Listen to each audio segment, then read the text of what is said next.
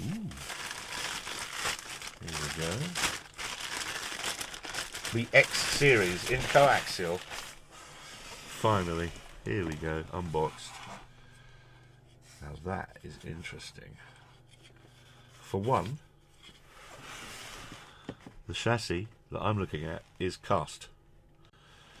The tweeter in there, that's quite a big assembly, isn't it? Check out the suspension on that cone. It's got 1, 2, 3, well, 5 if you count the overall downs and ups. And all of those downs and ups are going in an overall arch. There's going to be a special name for it, a multi-roll top surround, I imagine.